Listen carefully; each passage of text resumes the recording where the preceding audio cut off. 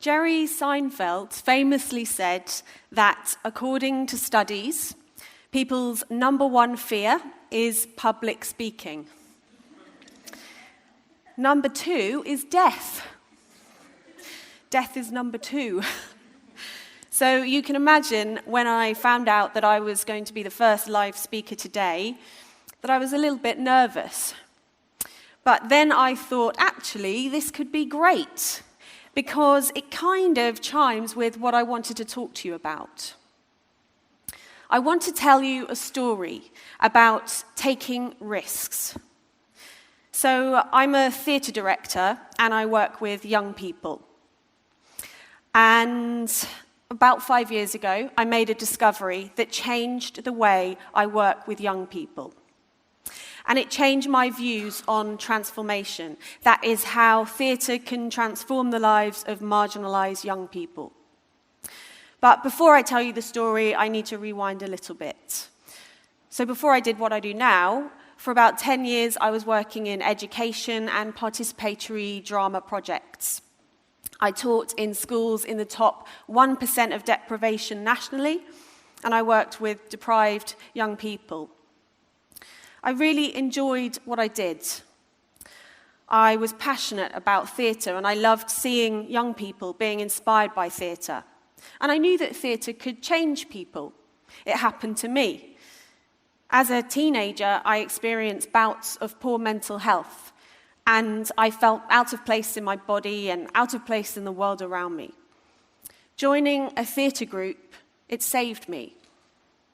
It gave me the space to express myself, be part of a community, find a home, and find the self-belief to know that one day I would be okay. And so I loved working with young people as a young teacher and practitioner myself. But something wasn't quite right.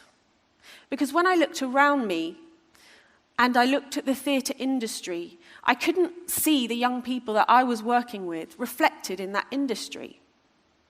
And even when I went back to drama school myself to do a master's, I saw that those in training didn't really reflect the communities that I'd been working with. They didn't seem to come from all walks of life. So something wasn't quite working, and even though I'd been part of some amazing participatory theatre projects, not enough young people were progressing on into the industry. But before I could do anything about those thoughts, in 2012, I was made redundant. A theatre company that I was working with, they lost a lot of money, and they needed to find some more. The department that seemed most dispensable was the social inclusion department, which I managed. So I found myself unemployed and full of ideas. And it was when I was sitting on the bus one day, and I think it was the 43 to London Bridge, that I thought, I've got an idea. Why don't we start a new kind of theatre company?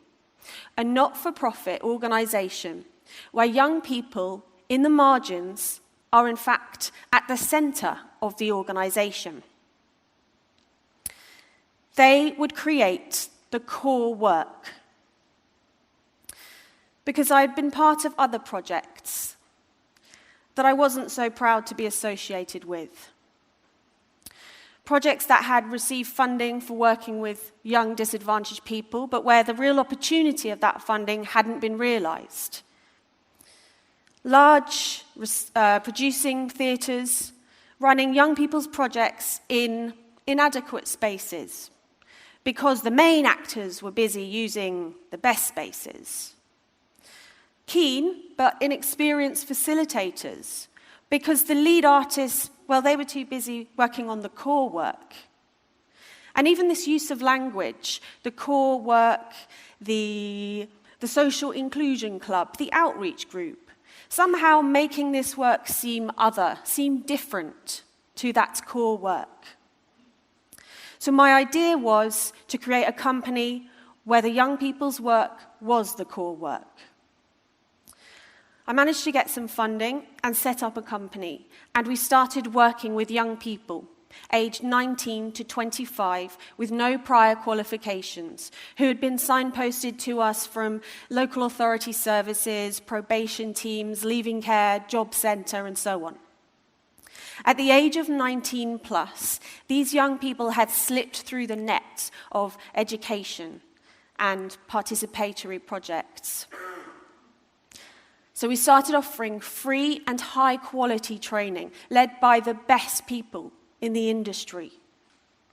And alongside that, structured pastoral support that meant we could take away any barriers the young people face to accessing our training. Now, as well as teaching things like voice and movement and Shakespeare and working with text, we also decided that, crucially, this training would culminate in a 6-week devised theatre process. In an empty room with 15 actors, we would make a new piece of theatre. There would be no writer, there would be no theme imposed or no preconceived ideas, just the imaginations and the creativity of everyone in that room. So why devised theatre? Because of the fear. Let me explain. Without a script or any prescribed ideas, the possibility was that anything could happen, including catastrophic failure. Now, the young people we were working with were no different from any other artist. They had an element of ego, and they were worried that they were going to look stupid or silly on the first night. Other people said to me, "Why are you doing this? Why don't you just get a writer? Actually, I know a great writer you could use. Oh, why don't you give them a structure, a theme?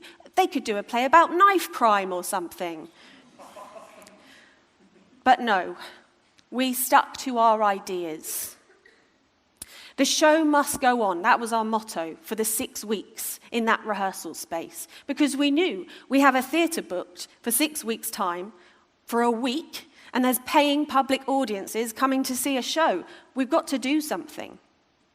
And we sat there in that empty rehearsal room in Hackney, 15 young actors and a small production team, looking at each other, thinking, who came up with this idea? And someone said, "You know, it's easy. All we have to do to make sure that we don't look silly on the first night is make a really brilliant piece of theatre." Okay, great, thanks. Easy, right? Now, I must confess at that point, privately, as the director, I was going home and panicking. I was worrying about why did I come up with this idea in the first place, and I would lie awake at night imagining all sorts of catastrophes, the audience walking out, us being the first ever theatre company in history to get a -5-star review for something. And then I had a word with myself, and I said, just stop and breathe, always good advice, and take your own advice. Because I'd asked the young people to take risks, and here I was worrying. Sit with the fear. Trust the process.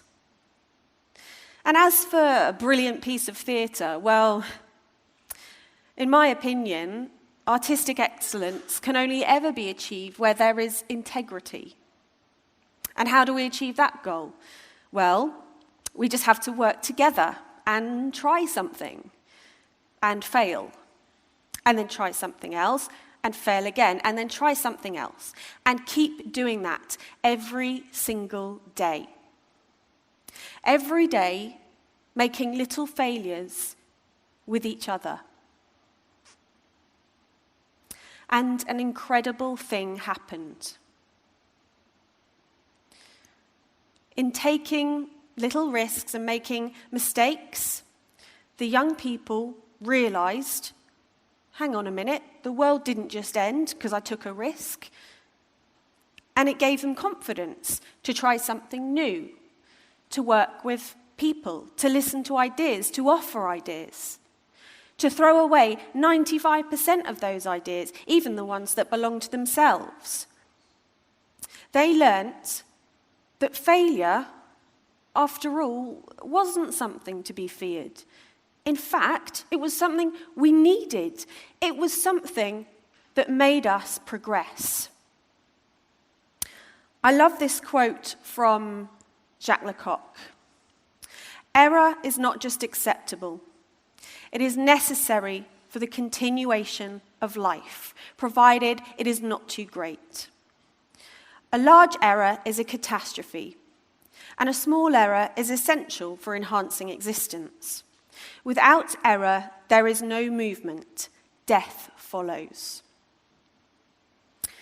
Now, before I go on, I must point out that all of this work and this risk-taking, it was taking place in an atmosphere of safety, in a safe space that we had spent a long time setting up with the young people over weeks beforehand.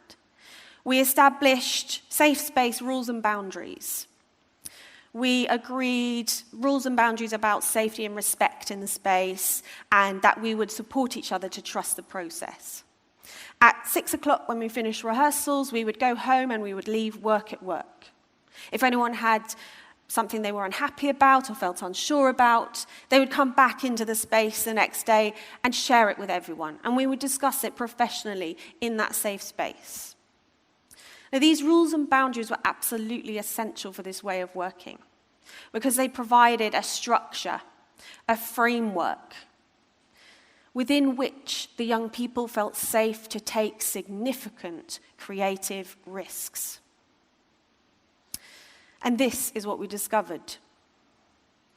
The greater the creative risk, the more significant the transformation in the young person's life. Big creative risk equals big artistic rewards, equals affirmation from oneself and from the audience, equals self-belief, equals confidence, equals aspiration and goals and achievement, equals smiley faces all round. Essentially, devising theatre transforms lives. This is Malik. He is one of many, many, many young people we've worked with whose stories I could tell you about today. He came to us referred via probation services, and like many ex-prisoners, he had experienced homelessness and had even been sleeping rough. We worked with Malik to remove any barriers he faced to accessing our training. We helped him with travel and housing, etc. And like many young people we worked with, he really struggled with the devising process at first. He found it really challenging, especially not knowing what that final piece would look like and what he would look like. In fact, there was one moment in frustration that he tore down a piece of paper on the wall that had all his ideas on it. A moment he now refers to as his little tantrum, but a moment which revealed his really human fears about failure. That moment became a turning point for Malik. He went on to co-create a piece of theatre that had heart and vitality, and according to one reviewer, a righteous anger running through it. He auditioned for drama school, and he got in to Guildhall and to Royal Central School of Speech and Drama. He chose Guildhall. Sorry, Central. I still love you.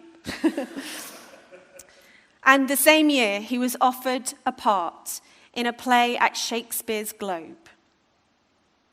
I asked him to reflect on the devising process, and he told me it gave him the confidence and the competence to be able to handle a 3-year degree and a professional role on the Globe stage. So, it's 5 years later, and every year we have invited a new group of young people to trust the process and make important and spirited work.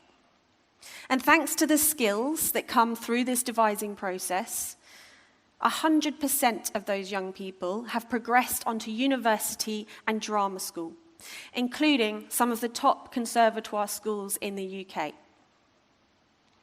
That first group of 15 actors from the first year, they've now graduated from drama school and are becoming the theatre makers of tomorrow, not afraid to share their voices.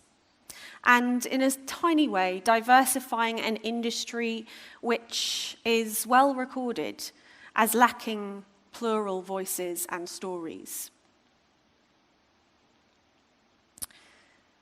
So, as I was on that bus that day, on the 43, I think it was, to London Bridge, I knew that I must be taking a risk because I felt fear.